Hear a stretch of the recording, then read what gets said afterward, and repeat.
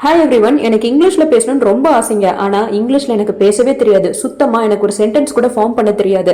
ஆனால் நான் இங்கிலீஷில் ஃப்ளூயண்ட்டாக பேசியே ஆகணும் அப்படின்னு நீங்கள் நினைக்கிறீங்களா? உங்களுக்கான வீடியோ தான் இது. ஆனால் பேசிக்காக ஒரு சென்டென்ஸ் ஃபார்ம் பண்ணணும் அப்படின்னு சொன்னால் வேர்புனா என்னன்னு தெரிஞ்சுக்கோன்னு சொல்கிறாங்க, சப்ஜெக்ட்னா என்னன்னு தெரிஞ்சுக்கோன்னு சொல்கிறாங்க, ஆப்ஜெக்ட்னா என்னன்னு தெரிஞ்சுக்கோன்னு சொல்கிறாங்க. இதெல்லாம் எதுவுமே இல்லாமல் சென்டென்ஸ் ஃபார்ம் பண்ண முடியாதா அப்படின்னு நீங்கள் கேட்கலாம். கட்டாயம் இதெல்லாம் எதுவுமே இல்லாமல் சென்டென்ஸ் ஃபார்ம் பண்ண முடியாது. ஏன்னா நீங்கள் ஒரு வாக்கியம் உருவாக்கணும் அப்படின்னு சொன்னால் அதுக்கு அடிப்படையே இதுதான். கடந்த காலத்துல ஒரு செயல் தொடங்கி இப்பவும் ஒரு செயல் நடந்து எதிர்காலத்திலயும் அந்த செயல் நடக்குமே. ஆனால் அந்த மாதிரி சூழ்நிலையில நம்ம எப்படி வாக்கியங்கள் உருவாக்குறது அப்படிங்கறத தான் நம்ம இப்ப பார்க்க போறோம். சோ அந்த இடத்துல நம்ம ஹாவ் பீன் அல்லது ஹாஸ் பீன் யூஸ் பண்ணணும். ஃபர்ஸ்ட் சப்ஜெக்ட் அப்படின்னா என்னன்னு பாத்திரலாம். இப்போ உங்க வீட்டுல உங்க ஃப்ரெண்டு உட்காந்து சாப்பிட்டுட்டு இருக்காங்கன்னு வச்சுக்கோங்க. நீங்க அத ராமு சாப்பிடுகிறான், ராமு இஸ் ஈட்டிங் அப்படின்னு சொல்லுவீங்க இல்லையா? ஒரு வாக்கியத்துல யார் ஒருத்தர் ஒரு செயல் பண்றாங்களோ அல்லது யாரை பத்தி நம்ம பேசுறோமோ அவங்களதான் நம்ம சப்ஜெக்ட் அப்படின்னு சொல்லுவோம். இதை தமிழ்ல நம்ம எழுவாய் அப்படின்னு படிச்சிருப்போம். இப்போ நீங்க ஆன்சர் சொல்லுங்க. சீதா இஸ் டான்சிங், இதுல எது சப்ஜெக்ட்? ராம் பிளேஸ் கிரிக்கெட், இதுல எது சப்ஜெக்ட்? அடுத்து வேர்ப் அப்படின்னா என்னன்னு பார்க்கலாம். வேர்ப் அப்படிங்கறத தமிழ்ல நம்ம வினைச்சொல் அப்படின்னு சொல்லுவோம். வினைச்சொல் அப்படின்னா என்ன? ஒரு செயலை குறிப்பதே வினையாகும். அப்போ ஒரு வாக்கியத்துல என்ன செயல் நடக்குதோ அந்த செயலை தான் நம்ம வேர்ப் அப்படின்னு சொல்லுவோம். உதாரணத்துக்கு அவன் சாப்பிடுகிறான், he is eating அப்படின்னா இந்த இடத்துல என்ன வேர்பு? ஈட்டிங் அப்படிங்கிறது தான் வேர்ப். ஏன் அப்படின்னா சாப்பிடுகிறான் அப்படிங்கிற செயலை செய்து கொண்டிருக்கிறான், அதனால ஈட்டிங் அப்படிங்கிறது தான் வேர்பு. நீங்க சொல்லுங்க ஆன்சரை. இந்த வாக்கியத்தை கவனிங்க. அவன் பாடுறான், he sings. இந்த வாக்கியத்துல என்ன வேர்பு? அவ ஆடுறா, she dances. இந்த இடத்துல என்ன வேர்பு? கண்டுபிடிச்சு நீங்க ஆன்சரை காமெண்ட் பாக்ஸ்ல போடுங்க. அடுத்து ஆப்ஜெக்ட் அப்படின்னா என்னன்னு பார்ப்போம். ஒரு செயல் யாருக்கு போய் சேருதோ அவங்களதான் நம்ம ஆப்ஜெக்ட் அப்படின்னு சொல்லுவோம். உதாரணத்துக்கு நான் அவனை கூப்பிட்டேன், ஐ கால்டு ஹிம். நான் யாரை கூப்பிட்டேன்? அவனை கூப்பிட்டேன். அப்ப யாருக்கு அந்த செயல் போய் சேருது? அவனுக்கு போய் சேருது. சோ ஐ கால்டு ஹிம் அப்படிங்கிற இந்த சென்டென்ஸ்ல ஹிம் அப்படிங்கிறது ஆப்ஜெக்ட். இப்போ அடுத்த சென்டென்ஸ் கவனிங்க. She loves chocolate. அவ சாக்லேட்டை விரும்புறா. அவ எதை விரும்புறா? சாக்லேட்டை விரும்புறா. அப்ப இந்த இடத்துல ஆப்ஜெக்ட் இது சாக்லேட் அப்படிங்கிறது ஆப்ஜெக்ட். அப்ப அந்த லவ் அப்படிங்கிறது யாருக்கு போய் சேருது? சாக்லேட்க்கு போய் சேருது. அதனால இந்த இடத்துல சாக்லேட் அப்படிங்கிறது ஆப்ஜெக்ட். மக்களே, இப்போ உங்களுக்கு சப்ஜெக்ட் வேர்ப் ஆப்ஜெக்ட் அப்படின்னா என்னன்னு ரொம்ப ஈஸியா ரொம்ப தெளிவா புரிஞ்சிருக்கும் நான் நம்புறேன். அடுத்து இங்கிலீஷ்ல சென்டென்சஸ் கிரியேட் பண்றதுக்கான ஃபார்மட் என்ன அப்படிங்கறத பார்க்கலாம்.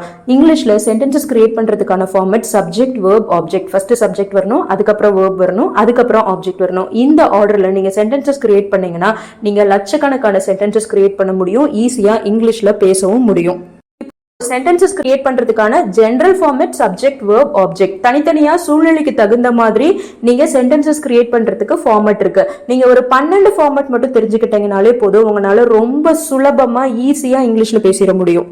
இப்போ நம்ம என்ன சூழ்நிலைக்கான ஃபார்மட் பார்க்க போறோம் அப்படின்னு சொன்னா, கடந்த காலத்துல ஒரு செயல் நடந்து இப்பவும் அது நடந்துட்டு இருந்து எதிர்காலத்திலயும் அது தொடருமே. ஆனால் அந்த சூழ்நிலைக்கு நம்ம என்ன ஃபார்மட் வச்சு சென்டென்சஸ் கிரியேட் பண்ணணும் அப்படிங்கறத பத்தி தான் நம்ம இப்ப டீடைல்டா பார்க்க போறோம். அப்படின்னோடனே பயந்துராதீங்க, ரொம்ப சுலபமா கத்து தர போறேன். இப்போ இந்த சூழ்நிலைக்கு சென்டென்சஸ் கிரியேட் பண்றதுக்கான அந்த format subject plus have been or has been plus ing verb plus object. இப்போ முன்னாடியே நம்ம சப்ஜெக்ட் அப்படின்னா என்னன்னு பார்த்துட்டோமா. ஒரு வாக்கியத்துல யாரை பத்தி பேசுறோமோ அல்லது யார் ஒருத்தர் ஒரு செயல் பண்றாங்களோ அவங்க தான் சப்ஜெக்ட். இன்னும் சுலபமா உங்களுக்கு சொல்ல போனா சப்ஜெக்ட் அப்படின்னா என்னங்கிறத நான் இப்போ உங்களுக்கு ரொம்ப ஈஸியா சொல்லிடுறேன். இதை மட்டும் நீங்க மனப்பாடம் பண்ணிக்கோங்க. சப்ஜெக்ட் அப்படிங்கிறது ஐ, நான், யூ, நீ, வி, நாங்கள், தே, அவர்கள், ஹி, அவன், ஷீ, அவள், இட், அது, அதுக்கப்புறம் எல்லா பெயர்களும். இப்போ நீங்க ஒண்ணு யோசிப்பீங்க, என்னடா இது இப்பதான் இவ ஒரு வாக்கியத்துல யாரை பத்தி பேசுறோமோ அல்லது யார் ஒருத்தர் ஒரு செயல் பண்றாங்களோ அவங்கதான் சப்ஜெக்ட் அப்படின்னா, இப்ப திடீர்னு இதெல்லாம் மனப்பாடம் பண்ணிக்கோங்க இதுதான் சப்ஜெக்ட் அப்படின்னு சொல்றா அப்படின்னா உங்களுக்கு ரொம்ப தெளிவா சொல்றேன், கேளுங்க. இப்போ இந்த வாக்கியத்தை கவனிங்க. ஐ ஆம் ஈட்டிங். இங்க யாரு சாப்பிட்றா? நான் தான் சாப்பிட்றேன். அப்ப நான் தான் சப்ஜெக்ட். அப்ப சப்ஜெக்ட் ஐ. இந்த வாக்கியத்தை கவனிங்க. They are playing. அவர்கள் விளையாடுகிறார்கள். யாரு விளையாடுறாங்க? அவர்கள், தே. அப்ப தே தான் சப்ஜெக்ட். ஸோ சப்ஜெக்ட் அப்படின்னா என்னன்னா யார் ஒருத்தர் ஒரு செயல் பண்றாங்களோ அல்லது யாரை பத்தி பேசுறோமோ அவங்க தான் சப்ஜெக்ட். அது நானா இருக்கலாம், அவர்களா இருக்கலாம், அவனா இருக்கலாம், அவளா இருக்கலாம், இல்ல ஒரு பேரா இருக்கலாம். அதனாலதான் உங்களுக்கு ரொம்ப சிம்பிளா கொடுத்துருக்கேன். ஐயோவி, தே, ஹீ, ஷீ, இட், நேம்ஸ், அவ்வளவுதான் சப்ஜெக்ட். இதை மட்டும் மைண்ட்ல ஃபிக்ஸ் பண்ணிக்கோங்க. இந்த இடத்துல நம்ம பார்க்க போற வேர்ப் ஐஎன்ஜி வேர்ப். நமக்கு இந்த சூழ்நிலைக்கு சென்டென்ஸ் கிரியேட் பண்றதுக்கு நமக்கு ஐஎன்ஜி வேர்ப் தான் தேவை. தற்சமயம் ஒரு செயல் தொடர்ந்து நடந்து கொண்டிருந்தால் அந்த இடத்துல நம்ம ஐஎன்ஜி verb தான் யூஸ் பண்ணுவோம். உதாரணத்துக்கு தே ஆர் பிளேயிங், அவர்கள் விளையாடுகிறார்கள். தற்சமயம் உங்க கண்ணு முன்னாடி சிலர் விளையாண்டுட்டு இருக்காங்கன்னு வச்சுக்கோங்க, அப்ப நீங்க ஐஎன்ஜி verb தான் யூஸ் பண்ணணும். They are playing. அதே மாதிரி தற்சமயம் உங்க கண்ணு முன்னாடி ஒருத்தர் தூங்கிட்டு இருக்காங்கன்னு வச்சுக்கோங்க, அது எப்படி சொல்லுவீங்க? ஹீ இஸ் ஸ்லீப்பிங், அவர் தூங்குகிறார் அப்படின்னு சொல்லணும் இல்லையா? ஸோ தற்சமயம் ஒரு செயல் நடந்து கொண்டிருந்தால் அந்த இடத்துல நம்ம ஐஎன்ஜி verb யூஸ் பண்ணுவோம். உதாரணத்துக்கு running, sleeping, eating, dancing, singing, இப்படி ஏகப்பட்ட verb சொல்லிக்கிட்டே போகலாம். அடுத்து ஆப்ஜெக்ட் அப்படின்னா என்னங்கிறது உங்களுக்கே ரொம்ப தெளிவாக புரியும். யார் ஒருத்தருக்கு ஒரு செயல் போய் சேருதோ அவங்கள தான் நம்ம ஆப்ஜெக்ட் அப்படின்னு சொல்லுவோம். ஆல்ரெடி பார்த்தோம், ஐ கால்டு ஹிம், நான் அவனை கூப்பிட்டேன். அப்போ இந்த இடத்துல யார் ஆப்ஜெக்ட்? ஹிம் தான் ஆப்ஜெக்ட். ஏன்னா நான் யாரை கூப்பிட்டேன்? அவனை கூப்பிட்டேன். அப்போ அந்த செயல் யாருக்கு போய் சேருது? அவனுக்கு போய் சேருது. அப்போ அவன் தான் ஆப்ஜெக்ட். மக்களே இங்கே பாருங்க, இந்த ஸ்க்ரீனில் சப்ஜெக்ட் தனியாக கொடுத்துருக்கேன்னா, சப்ஜெக்ட் அப்படிங்கிறது I, you, we, they, he, she, it, names அப்படின்னு தனியாக டினோட் பண்ணியிருக்கேன். அதே மாதிரி பாருங்க, வேர்ப் தனியாக கொடுத்துருக்கேன் பாருங்க. Running, eating, dancing, playing, working, reading, verb எல்லாம் தனியாக கொடுத்துருக்கேனா? ஆப்ஜெக்ட் அப்படின்னு நான் தனியாக ஒரு காலம் கொடுக்கல. இப்போ நான் தமிழில் சில சென்டென்சஸ் கொடுத்துருக்கேன். அந்த சென்டென்சஸை நீங்கள் இங்கிலீஷில் டிரான்ஸ்லேட் பண்ணும் பொழுதே ரொம்ப ஈஸியாக நீங்களே ஆப்ஜெக்ட் போட்டு கிரியேட் பண்ணிடுவீங்க. இப்போ நம்ம அந்த ஃபார்மேட் பார்த்துடலாம். அதாவது கடந்த காலத்தில் ஒரு செயல் தொடங்கி இப்போ நிகழ்காலத்திலையும் அது தொடர்ந்து கொண்டிருந்து எதிர்காலத்திலையும் அது தொடருமே ஆனால் அதுக்கு என்ன ஃபார்மேட் அப்படிங்கிறத கொடுத்துருக்கேன் பாருங்க. Subject plus have been or has been plus ING verb plus object. இப்போ நான் சில சென்டென்சஸ் தமிழில் கொடுக்குறேன், அதை நாம் இங்கிலீஷில் டிரான்ஸ்லேட் பண்ண ஆரம்பிக்கலாம். முதல் சென்டென்ஸ், நான் ஒரு நாவலை எழுதி கொண்டு இருக்கிறேன். இது எப்படி நம்ம இங்கிலீஷில் டிரான்ஸ்லேட் பண்ணுறது? பாருங்கள், ஃபார்மேட் என்ன கொடுத்துருக்கேன். ஒரு சென்டென்ஸ் கிரியேட் பண்ணணும்னா ஃபார்மேட் என்ன கொடுத்துருக்கேன்? சப்ஜெக்ட் ப்ளஸ் ஹவ் பீன் அல்லது has been plus ING verb plus object. இப்போ இந்த இடத்துல நீங்க தெளிவா ஒரு விஷயத்த கவனிக்கணும். இப்போ சப்ஜெக்ட் வந்து ஐ, யூ, வி, தேவா இருந்தது அப்படின்னு சொன்னா நீங்க ஹாவ் பீன் யூஸ் பண்ணணும். இதே சப்ஜெக்ட் வந்து ஹீ, ஷீ, இட் அண்ட் நேம்ஸா இருந்தது அப்படின்னு சொன்னா நீங்க ஹாஸ் பீன் யூஸ் பண்ணணும்.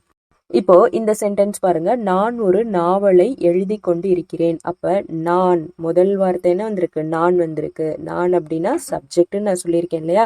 அப்ப நான் இங்கிலீஷ்ல எப்படி சொல்லலாம்? ஐ அப்படின்னு சொல்லலாம். இப்போ சப்ஜெக்ட் போட்டாச்சு. அடுத்து நம்ம என்ன பண்ணோம்? ஐ வந்திருக்கிறதுனால ஹாவ் பீன் போடுறோம். ஐ ஹாவ் பீன். அடுத்து நம்ம என்ன பண்ணணும்? ஐஎன்ஜி verb போடணும் இல்லையா? அதான ஃபார்மேட்டு. சப்ஜெக்ட், அதுக்கப்புறம் ஹாவ் பீன் அல்லது ஹாஸ் பீன், அதுக்கப்புறம் ஐஎன்ஜி verb. அப்போ எழுதி கொண்டிருக்கிறேன், எழுதுறதுக்கு இங்கிலீஷில் என்ன சொல்லுவோம்? எழுதி கொண்டிருக்கிறேன். அப்போ ரைட்டிங். அப்போ ஐ ஹாவ் பீன் ரைட்டிங். என்ன எழுதுறேன்? ஒரு நாவலை, a novel. I have been writing a நாவல்.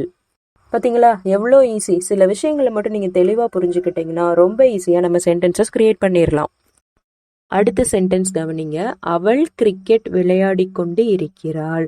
அப்ப இந்த சென்டென்ஸ்ல எது சப்ஜெக்ட்? அவள் தான் சப்ஜெக்ட். அப்ப அவளை இங்கிலீஷ்ல எப்படி சொல்றது? ஷீ அப்படின்னு சொல்லணும். ஷீ வந்திருக்கனால நம்ம என்ன போடணும்? ஹேஸ் பீன் போடணும். ஷீ ஹேஸ் பீன் விளையாடி கொண்டிருக்கிறாள். அதாவது ஹேஸ் பீன் பக்கத்தில் நம்ம என்ன போடணும்? வேர்ப் தான் போடணும். விளையாடி கொண்டிருக்கிறாள் இங்கிலீஷில் எப்படி சொல்கிறது? பிளேயிங் அப்படின்னு சொல்லாமா? ஷீ ஹேஸ் பீன் பிளேயிங் என்ன? கிரிக்கெட் தானே.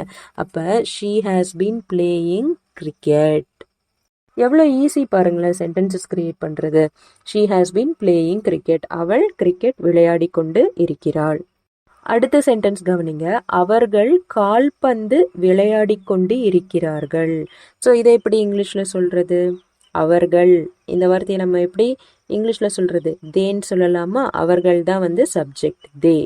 அப்போ தே வந்திருக்கு, பக்கத்தில் என்ன போடணும்? ஹாவ் பீன் போடணும். தே ஹாவ் பீன் விளையாடி கொண்டிருக்கிறார்கள். எப்படி இங்கிலீஷில் சொல்கிறது? பிளேயிங். என்ன விளையாடி கொண்டிருக்கிறார்கள்? கால்பந்து, football. They have been playing football. இப்போ நம்ம என்ன பார்த்துருக்கோம் அப்படின்னு சொன்னால், ஒரு செயல் கடந்த காலத்தில் தொடங்கி நிகழ்காலத்திலையும் தொடர்ந்து எதிர்காலத்திலையும் தொடருமையானால் அந்த இடத்துல ஹாவ் பீன் அல்லது ஹேஸ் பீன் யூஸ் பண்ணுவோம்னு பார்த்துருக்கோம். ஸோ இந்த இடத்துல இன்னும் முக்கியமான விஷயம் என்னென்னா, சின்ஸ் அல்லது ஃபார் அப்படிங்கிற வார்த்தைகளை நம்ம யூஸ் பண்ணுவோம். ஸோ இதை நீங்கள் ரொம்ப முக்கியமாக தெரிஞ்சுக்கணும். இதை நீங்கள் கண்டிப்பாக கற்றுக்கணும். ஏன்னா ஹாவ் பீன் அல்லது ஹேஸ் பீன் யூஸ் பண்ணும்போது எதனால் சின்ஸ் அல்லது ஃபார் யூஸ் பண்ணுறோம் அப்படிங்கிறத நீங்கள் தெரிஞ்சுக்கிட்டால் மட்டும்தான் உங்களால் ப்ராப்பராக சென்டென்சஸ் கிரியேட் பண்ண முடியும். முதல்ல சின்ஸ் அல்லது ஃபார் அப்படிங்கிறதுக்கான அர்த்தத்தை நீங்கள் தெரிஞ்சுக்கோங்க. சின்ஸ் அப்படிங்கிறது ஒரு குறிப்பிட்ட காலகட்டத்தில் இருந்து அப்படின்னு நான் மீன் பண்ணுறப்ப சின்ஸ் யூஸ் பண்ணுவேன். அதாவது 1947 அப்படின்னு நான் சொல்கிறேன்னு வச்சுக்கோங்க. சின்ஸ் 1947 அப்படின்னு நான் சொல்ல முடியும். அதாவது 1945 அப்படின்னு சொல்கிறேன்னா சின்ஸ் 1945 அப்படின்னு நான் சொல்ல முடியும். அதே மாதிரி 8 மணியிலிருந்து அப்படின்னு நான் சொல்கிறேன்னு வச்சுக்கோங்க. சின்ஸ் 8 o'clock அப்படின்னு நான் சொல்லுவேன். ஸோ சின்ஸ் அப்படிங்கிறது ஒரு குறிப்பிட்ட காலகட்டத்திலிருந்து அப்படின்னு மீன் பண்ணுறப்ப சின்ஸ் அப்படிங்கிற வார்த்தையை நம்ம யூஸ் பண்ணணும். இதே ஃபார் அப்படிங்கிறது மொத்த கால அளவை குறிக்கும். அதாவது ஃபார் 2 hours 2 மணி நேரமாக அப்படின்னு சொல்லும் பொழுது, ஃபார் 3 hours 3 மணி நேரமாக அப்படின்னு சொல்லும் பொழுது நம்ம ஃபார் அப்படிங்கிற வார்த்தையை யூஸ் பண்ணுவோம். இப்போ நம்ம இந்த ஃபார் அல்லது சின்ஸ் யூஸ் பண்ணி எப்படி சென்டென்சஸ் கிரியேட் பண்ணுறது அப்படிங்கிறத பார்க்கலாம். இதுக்கு ஒரு ஃபார்மேட் இருக்கு. அந்த ஃபார்மேட் ரொம்ப ஈஸி. எப்படின்னா பழைய ஃபார்மேட்டோட நம்ம ஒரே ஒரு வார்த்தையை தான் ஆட் பண்ண போகிறோம். என்ன அப்படின்னா சப்ஜெக்ட் ப்ளஸ் ஹாவ் பீன் அல்லது has been plus ING verb plus object plus since அல்லது ஃபார். அவ்வளோதான். இப்போ நான் உங்களுக்கு ஒரு சென்டென்ஸ் தமிழ்ல சொல்றேன், அதை நீங்க இங்கிலீஷ்ல டிரான்ஸ்லேட் பண்ணுங்க. அவள் காலை 8 மணியிலிருந்து கிரிக்கெட் விளையாடி கொண்டு இருக்கிறாள். இதை எப்படி இங்கிலீஷ்ல சொல்றது? உங்களுக்கு ஃபார்மேட் கொடுத்துருக்கேன் பாருங்க. அவள் காலை 8 மணியிலிருந்து கிரிக்கெட் விளையாடி கொண்டிருக்கிறாள். அப்ப இங்க சப்ஜெக்ட் யாரு? அவள். ஷீ பக்கத்துல என்ன போடணும்? ஹேஸ் பீன் போடணும். ஷீ வந்திருக்கிறதுனால ஹேஸ் பீன் போடணும். அதுக்கப்புறம் என்ன போடணும்? வேர்ப் போடணும். விளையாடி கொண்டிருக்கிறாள் ஐஎன்ஜி வேர்ப். பிளேயிங். என்ன விளையாடி கொண்டிருக்கிறார்? கிரிக்கெட் விளையாடி கொண்டு இருக்கிறாள். She has been playing cricket. எப்போ இருந்து? காலை 8 மணியிலிருந்து. Since 8 AM.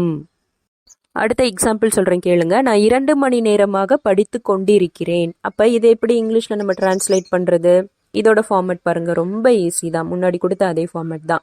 ஃபர்ஸ்ட் நம்ம என்ன பார்த்தோம்? சப்ஜெக்ட் பிளஸ் ஹவ் பீன் அல்லது has been plus ING verb plus object plus since அல்லது ஃபார் பார்த்தோமா? இப்போ ஃபார் 2 மணி நேரமாக மொத்த கால அளவை குறிக்கிறது. நான் 2 மணி நேரமாக ஆங்கிலம் படித்து கொண்டிருக்கிறேன் அப்படிங்கிறது எப்படி இங்கிலீஷ்ல சொல்லலாம் அப்படின்னு சொன்னா, நான் அப்படிங்கிறது ஐ. அதுக்கு பக்கத்துல என்ன போடணும்? ஹாவ் பீன் போடணும். அதுக்கு பக்கத்துல என்ன போடணும்? படித்து கொண்டிருக்கிறேன் ஸ்டடியிங் போடணும். அதுக்கு பக்கத்துல என்ன போடணும்? ஆப்ஜெக்ட். என்ன படிக்கிறேன்? ஆங்கிலம் படிக்கிறேன். ஆங்கிலம் போடணும். English. I have been studying English. மொத்த கால அளவு எவ்வளோ நேரம்? 2 மணி நேரம். For 2 hours. I have been studying English for 2 hours. அடுத்து நெகட்டிவ் சென்டென்சஸ் எப்படி உருவாக்குறது அப்படிங்கிறத பார்க்கலாம். அதாவது எதிர்மறை வாக்கியங்கள் எப்படி உருவாக்குறது அப்படிங்கிறத பார்க்கலாம். அதுக்கான ஃபார்மேட் என்னன்னா subject plus have not been அல்லது has not been plus ING verb plus object plus since or for. இதுதான் அதுக்கான ஃபார்மேட். நான் 2 மணி நேரமாக ஆங்கிலம் படித்து கொண்டிருக்கவில்லை. இது எப்படி இங்கிலீஷ்ல சொல்றது? ஃபார்மேட் பாருங்க. ஃபர்ஸ்ட் சப்ஜெக்ட் போட்டுக்கணும். சப்ஜெக்ட் இங்க என்ன? நான் எப்படி இங்கிலீஷ்ல சொல்றது? ஐ அப்படின்னு சொல்லணும். அடுத்து என்ன போடணும்? Have not been. ஐ வந்திருக்கு, அதனால ஹாவ் நாட் பீன். ஐயூவி இதே வந்ததுன்னா ஹாவ் நாட் பீன். இதே ஹீ ஷீட் வந்ததுன்னா ஹீ ஷீட் அண்ட் நேம்ஸ் வந்ததுன்னா ஹேஸ் நாட் பீன். இந்த இடத்துல ஐ வந்திருக்கு. நான். அதுக்கு பக்கத்துல ஹாவ் நாட் பீன். என்ன பண்ணல? படிக்கல. Studying. Have not been studying. ING verb இந்த இடத்துல போடணும். I have not been studying. என்ன படிக்கல? Object. English. I have not been studying English. எவ்வளோ மணி நேரமா? 2 மணி நேரமாக. I have not been studying English for 2 hours. அடுத்து கொஸ்டின்ஸ், அதாவது வினாக்கள் எப்படி கிரியேட் பண்றது அப்படிங்கிறத பார்க்கலாம்.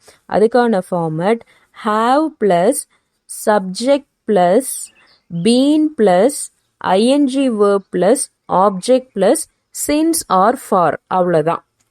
இப்போ அடுத்த சென்டென்ஸ் பாருங்க, தமிழ்ல இருக்கு. அதை நீங்க இங்கிலீஷ்ல டிரான்ஸ்லேட் பண்ணுங்க. நான் 2 மணி நேரமாக ஆங்கிலம் படித்து கொண்டிருந்தேனா?